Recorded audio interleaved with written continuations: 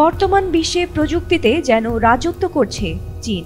Smartphone থেকে দেশ অচল করে দেয়া সামরিক সরঞ্জাম কি নেই তাদের বানানোর তালিকায়? যুক্তরাষ্ট্র, ইসরায়েলের মতো শত্রু দেশগুলোর ঘুম হারাম করতে নিত্য নতুন প্রযুক্তি বিশ্বের সামনে তুলে ধরছে চীন। মশার আকৃতির ড্রোনের পর এবার গোটা দেশ অচল করে দেওয়ার মতো ভয়াবহ এক বোমা প্রকাশ্যে আনল চীন।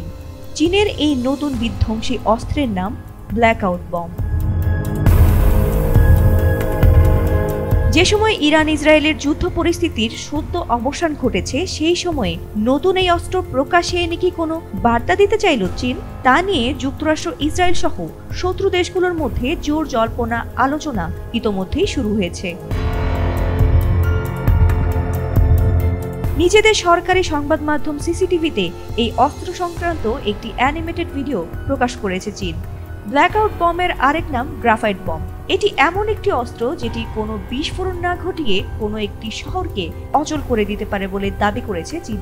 কিভাবে কাজ করবে এই বোমাটি?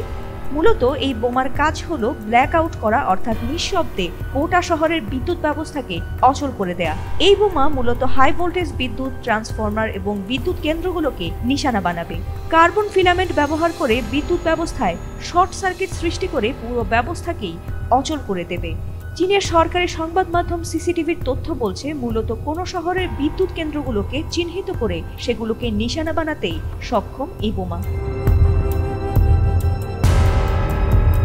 একটি বোমা 1,07,000 বর্গফুট এলাকার বিদ্যুৎ ব্যবস্থাকে অচল করে দিতে পারে।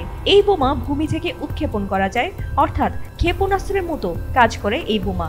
290 কিলোমিটার দূরত্বের লক্ষ্যবস্তুতেও আঘাত হানতে সক্ষম এই বোমা।